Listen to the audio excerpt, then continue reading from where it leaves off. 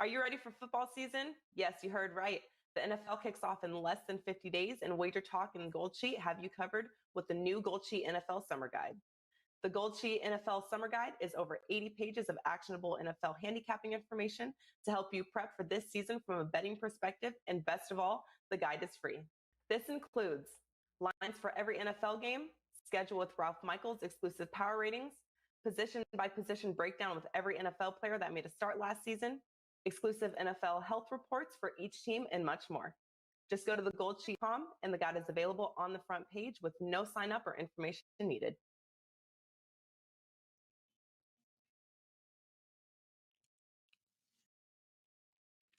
Welcome back, guys, right here to WagerTalk TV for another episode of Puck Time. I am Andrew McInnis. Today, I am joined by my good buddy, Brian Leonard. Happy to have Brian. Carmine has the day off, but you can catch him on stoppage time. He had his soccer show earlier today. You can catch that on the replay on WagerTalk TV. On the archive, no secret. Take a look at the background. I am super stoked by the results yesterday from a betting standpoint, though. 3-1.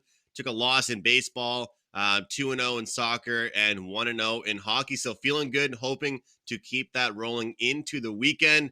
But happy to have you here, Brian. And I got to give you a huge thanks because even though I couldn't get those tickets from you, it was very, very tremendously kind of you to offer tickets to the Vegas game. It was just tough, short notice, and you know, with what's going on with the East Coast government. I wouldn't even say Canadian government because it's actually different where I am than where Carmine and Prez are.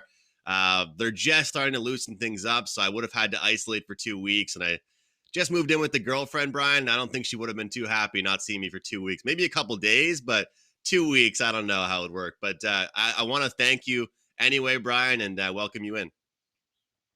I appreciate that. I've been married for over 20 years, so anytime the wife and I can take 2 weeks apart, it's a happy time. Yeah, like I said, a few days probably wouldn't be that bad. Maybe 2 weeks might be a stretch. She'd be like, "Are you ever coming back?" Or yeah, if you're in Vegas for 2 weeks, either you're broke, you're homeless. It's a bad situation. I learned that when I used to take vacations to Vegas. 3 days was pretty much enough for me. But once I got an experienced gambler, and you have to stay away from the slot machines and all the bright lights, then your money can stick with you as long as you bet on things that you know about. Well, it's funny, Brian. I was super excited. So my girlfriend just graduated from pharmacy school, so I wanted to give her a gift, but I've also always wanted to take her to Vegas. So I got her concert tickets in Vegas to one of our favorite singers, and it was supposed to be at the end of September. The day after I booked the tickets, no joke, like exactly a day after, it gets rescheduled to December 15th.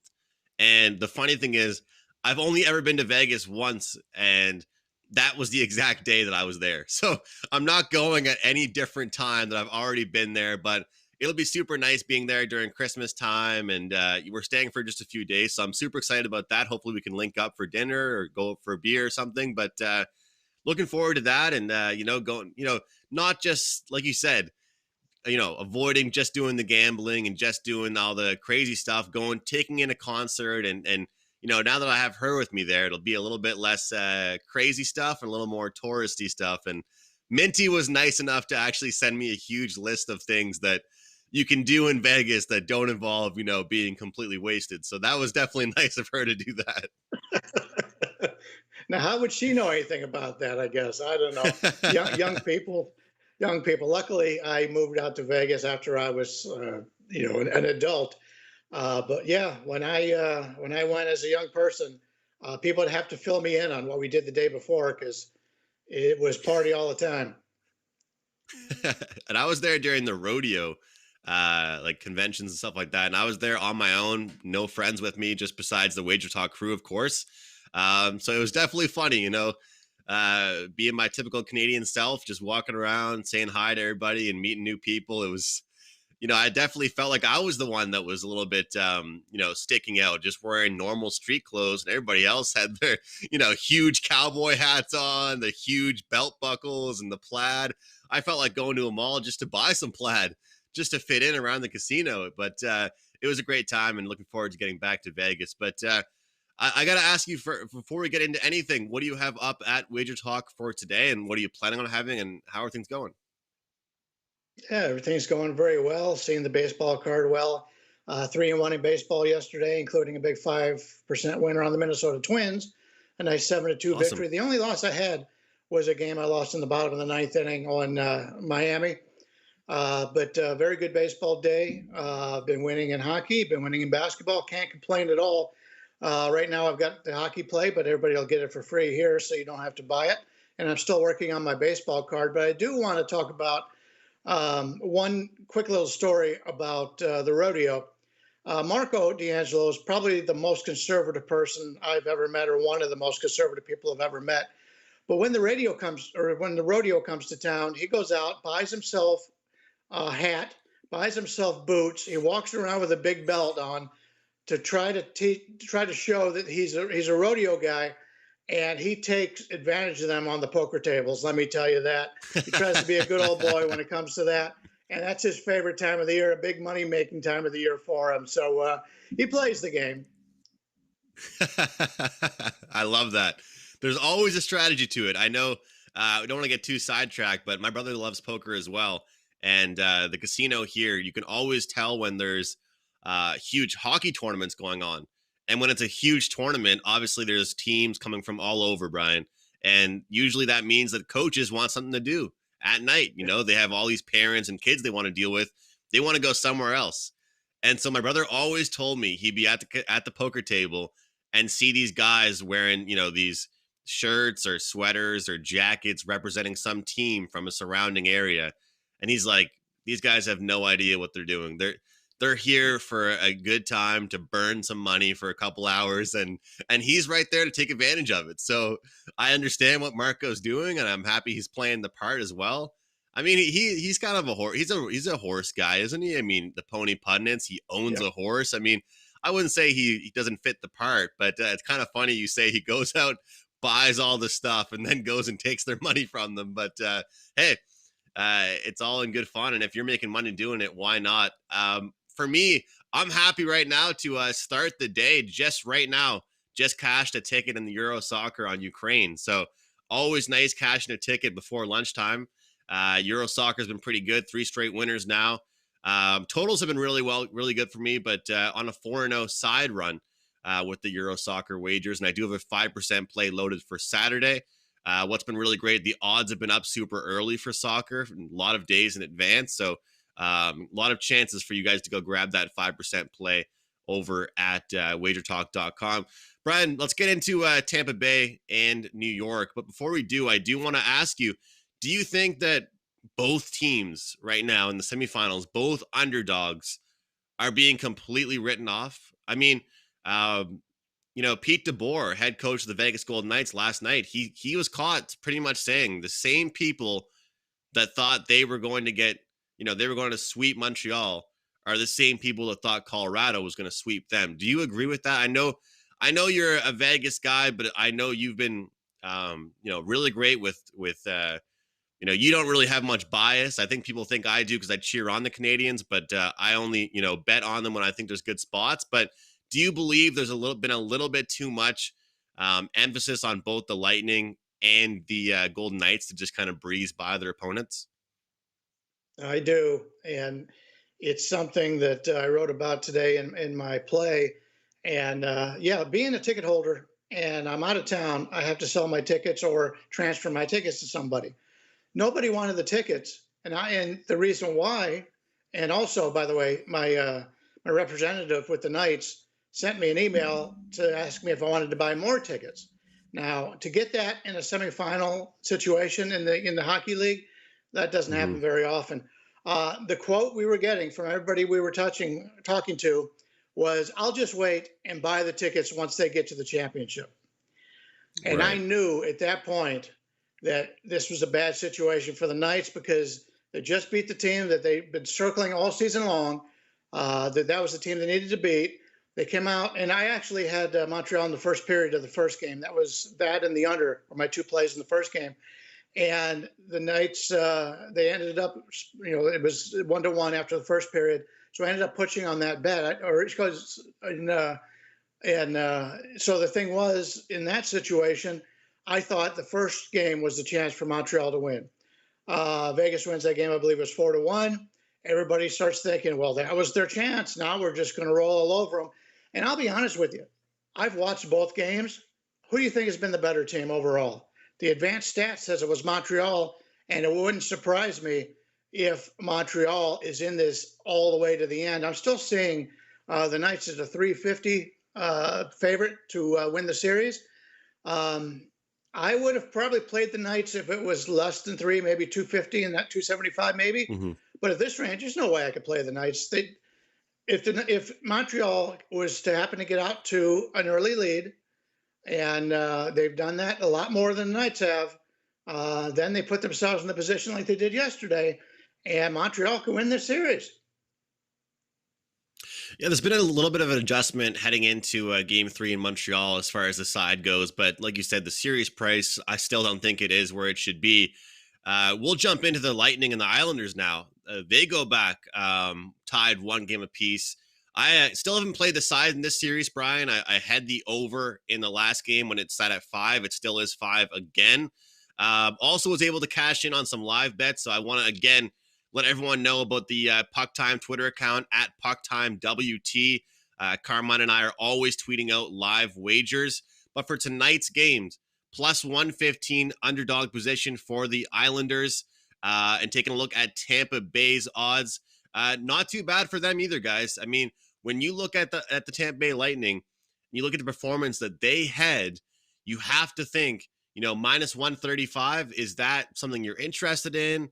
Or is this underdog position really strong for you? And I think that, out the gate, I looked at the odds on the Lightning and thought to myself, wow, like look at the performance that they had, in game 2. But when it comes down to it, I haven't loved home ice advantage, Brian. And I think that people in both series, especially actually the Vegas Golden Knights series, were really saying how much of a factor it would be and that players would be really shaken up by the huge crowd. But I just think in general, the Islanders play better at home. Like, I don't think it has anything to do with their crowd as much as people think. I just think they literally play better at home. The crowd helps. Don't get me wrong at all. But I just think, some teams play better at home. I mean, look at the Mets in baseball. Certain teams are just better at home versus on the road. Some teams are better on the road versus at home. It's just the way it is. Total sits at 5. Like I said, is there anything that sticks out for you in this game? Because in game 1, game 1 in New York is what I'm saying. So game 3, I'm looking at betting a team total here. A team total over 2.5 at around plus 115 to plus 120 price. And this is something I've been doing with the Islanders quite a bit during these playoffs. And everybody thought they were just this huge under team. Like, they're not going to win games unless it's always 1-0 or 2-1. Having said that, they did win their first game of the series 2-1. But I think that they could be in this game and score 3 goals, Brian, and potentially even lose this game. That's why I'm taking the team total. I'm not saying they're going to, but what I love about this team total is I think that 3 is the magic number tonight for both teams. So I think if the Islanders get to 3, they'll win the game, but I'm more comfortable backing that team total. And then if they lose 4-3 or 5-3, I still cash a winning bet. Makes a lot of sense to me. I've had a really good handle on this series so far. I had the Islanders game 1. I bounced back with Tampa Bay game 2. And Well I done. do have an actual play that I gave my clients today.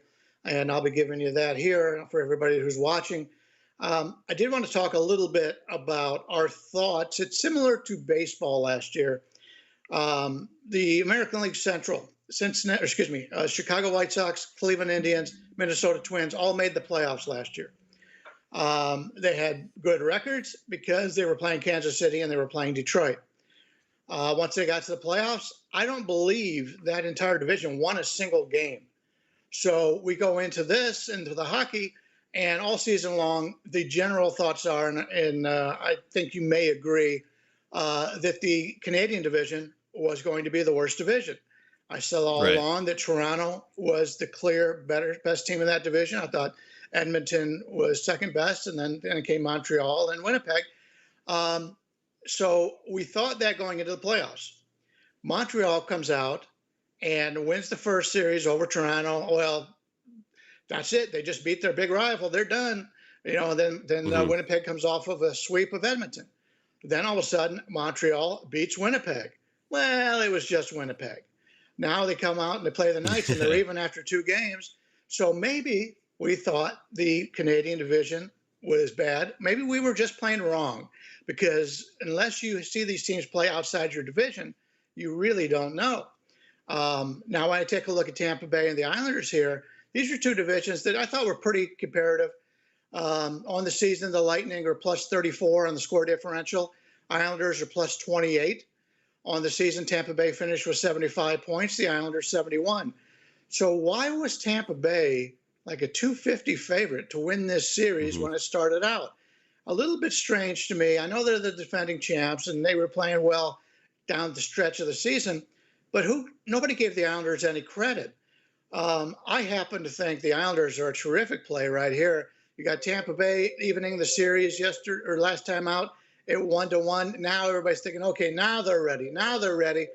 The Islanders are going back home. The Islanders on the regular season 21-4-3 in this building. This is a situation right now where the Islanders are a team that I'm looking to bet on. I thought they should have been a slight favorite here. I see plus 120s offshore. I see plus 125s in Vegas. The Islanders, to me, are a nice bargain in this situation.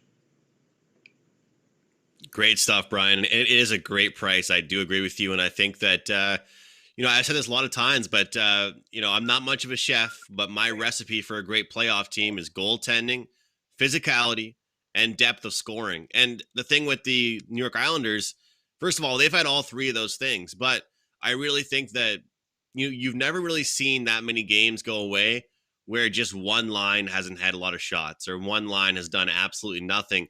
For the Boston Bruins against the Islanders, we couldn't find Taylor Hall with a telescope on the ice. You couldn't find, certain guys like Craig Smith when he was out there and healthy doing much for his team. And I think that's what separates the New York Islanders from the rest is that, even Tampa Bay, this team is like $17 million over the salary cap, which is absolutely insane. I think that should be dealt with. That should be, handled, because there's no way that should happen.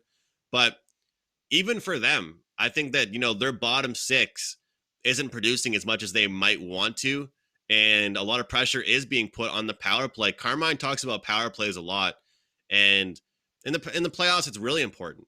But with this team, it's crucial because, the talent that they have, like they're, to use an NBA expression, their big 3 or their big 4 just have so much talent. But, I'll throw it back to you, Brian, and just say this. I think that those rankings that we all have for who's the better team in each division and who's better at this, who's better, I think that there should almost be, and I'm going to do this next year. It'll be kind of fun, actually. There should almost be a playoff ranking as well. And if you look at it, again, I'll use the North Division again as an example because we touched on it, but the 2 teams with the most skill and speed, but not the most physicality and depth of scoring and goaltending, didn't come out on top, Edmonton and Toronto. The 2 teams that have, by far the best players in the division, but they don't have 4 lines that can roll and they don't have, goaltenders that will make those crazy saves for you like Hellebuck and Price can do for you. So, and look at the Islanders as well. Great goaltending, physicality. It's actually unbelievable to look at it that I think it's like 18 of the 20 highest point scorers in the NHL this year aren't even really around. It's crazy. And the highest paid players too. I think the highest paid player left is Carey Price, or one of them. Don't quote me on that, but it's somewhere like that. And it's very interesting because in the NBA, you always talk about taking money or do I really want to, max out my deal and not have room for players to sign? But the thing is, the NBA, and I played basketball, but you need bench scoring. But let's be honest, Kevin Durant played 48 minutes. Austin Matthews can't play 60 minutes. It's not how it works in hockey. So you need to have guys that can play you need a full 4 lines that can really help you and benefit you. And I think that's really what the New York Islanders have. Yeah, you hit it on the head there. The goaltending and the physicality in the playoffs, and we see it all the time. Teams that score a lot of goals, and all of a sudden they get there, they get knocked around a little bit, and then it's a totally different ball game in the NHL playoffs. The physical teams win, the deep teams win. You've talked about that all season long. Which one of the first things I talk about with the Golden Knights is the fourth line for the Golden Knights is very physical. Mm-hmm.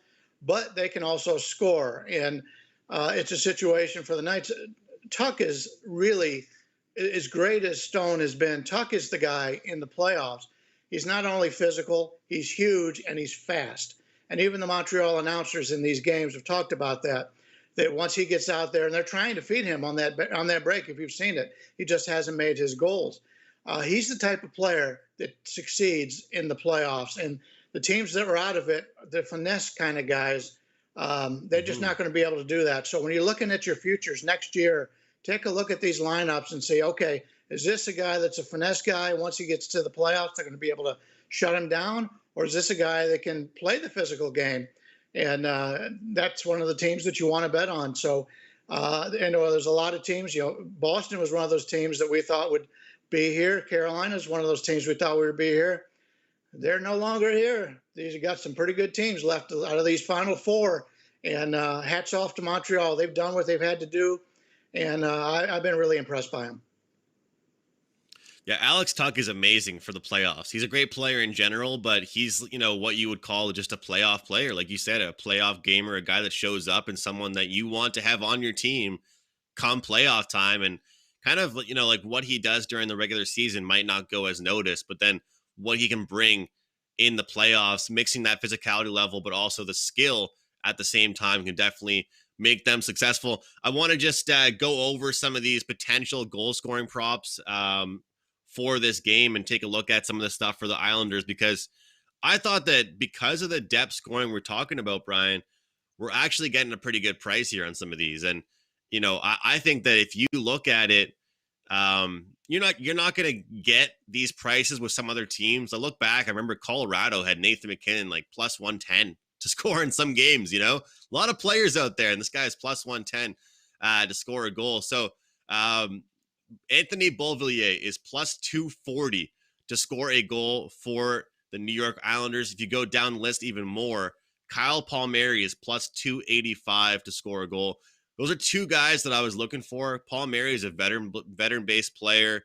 He's someone that kind of plays a two-way style of hockey, but also someone that I think kind of slips under the radar. And everyone knows he has skill. He came over from New Jersey at the trade deadline, but he's not your Matthew Barzal of the world, so he might not get covered as much. As far as the Tampa Bay Lightning, I'd be looking at Braden Point plus 175. I feel like between Kucherov, Stamkos, and him, I feel like it's a great option there. But this time around, it's funny because I looked at this bet over the past several weeks. I've been looking at it, but these are more available now, Brian, these prop bets on team shots on goal or goalie saves. I'm sure you've probably heard me mentioning it. And I took the Lightning over on theirs in the last game, 31.5. Number has now moved to 32.5. So I'm going to take a page out of your book for cashing on one way and then going against them the other time. I'm going to go under 32.5 away shots for the Tampa Bay Lightning. To get shut down defensively, to have this game be a lot slower paced, and for them not to have as many shots available, because that's a lot of shots, like 33 shots, even in games where you're dominant. You look at the game last night with Vegas and Montreal, low shot totals, and it's going into the middle of the third period. It was like, I think 18-17, because it's a lot of time spent in the middle of the ice. So those are just a few props I'm looking at. I've kind of dropped doing the individual props altogether. I've done a couple if I really like the certain opportunity and situation. But, if I like looking at overs or unders with these, I'd rather just use the whole team and not just try and single out one player. Any thoughts on that? Yeah, I don't do any props because I don't make them available here in Las Vegas. But yeah, that makes a lot of sense. And in fact, you talked about yesterday's game. I believe the Knights had 4 shots on goal the first period. As the game went on, Montreal was dominating in shots on goal.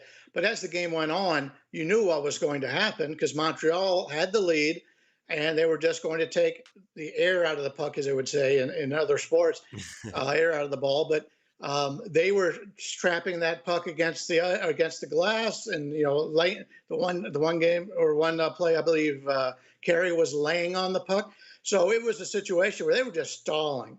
And if you take a look at the shots on goal for the entire game, Vegas was behind. They're shooting like crazy at the goal, while Montreal was satisfied with the lead. So if you look at shots on goal and you think, oh, Vegas should have won that game, they had more shots. No, that's not the way the game played out.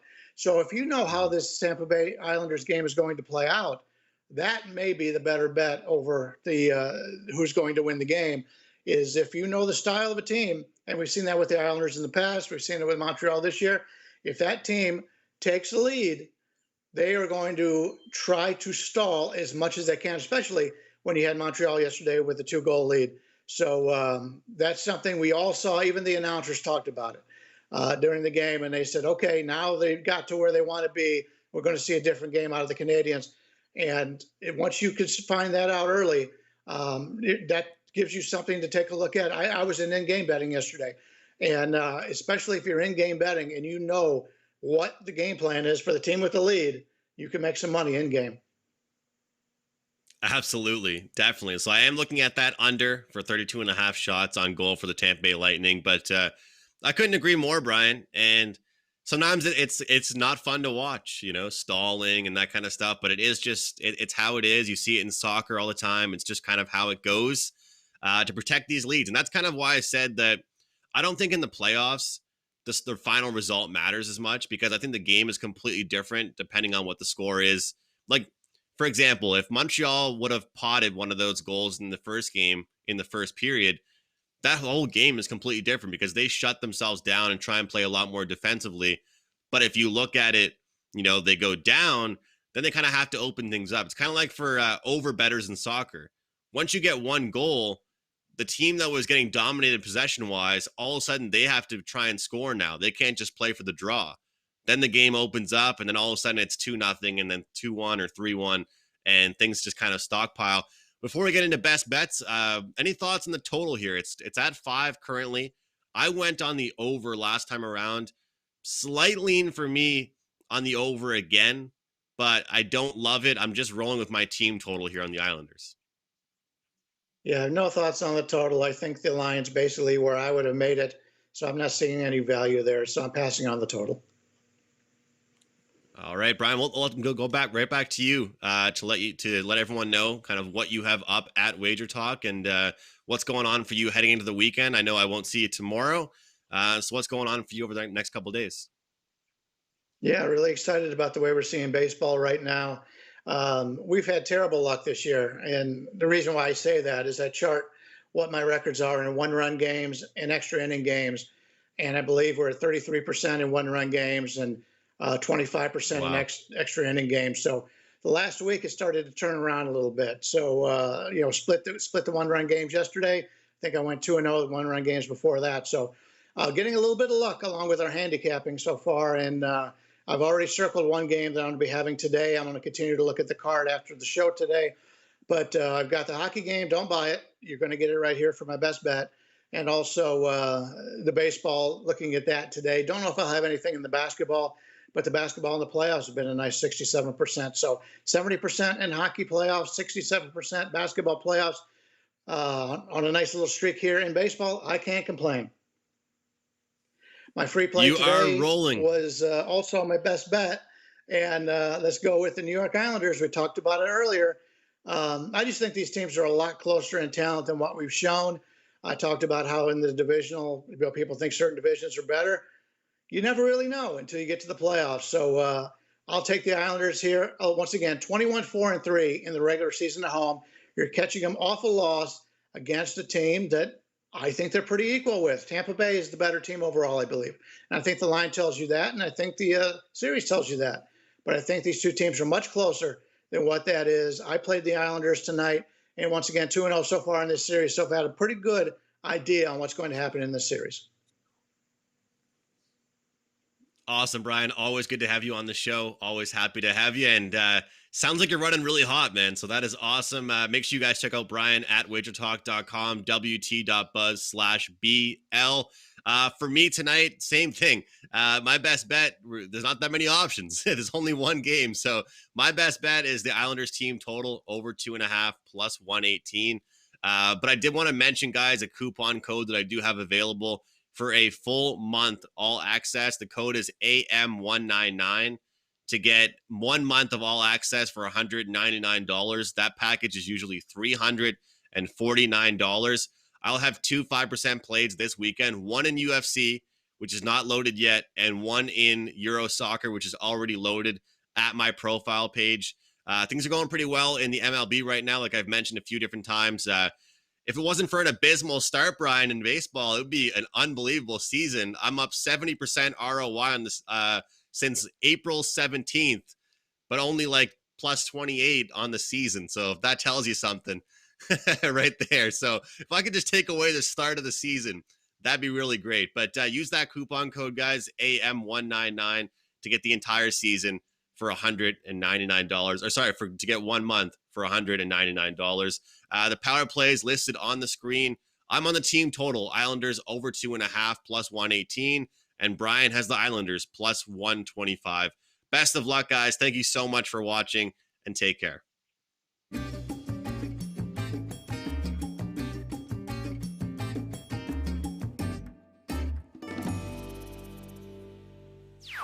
Awesome. Father's Day is Sunday, and WagerTalk has a perfect Great show, gift Bryan. for all you Thanks. dads out there. Lock in as I got to run, guys. coverage Take as you care. want for Thank you. 3 days for only $29 each using coupon code DAD29. This coupon goes live on Sunday and is active until midnight, dropping the price of a 3-day all access from $69 to $29, coming out to less than $10 per day. Just go to WagerTalk.com, choose your favorite handicapper, use coupon code DAD29 at checkout, and repeat as many times as you want until midnight.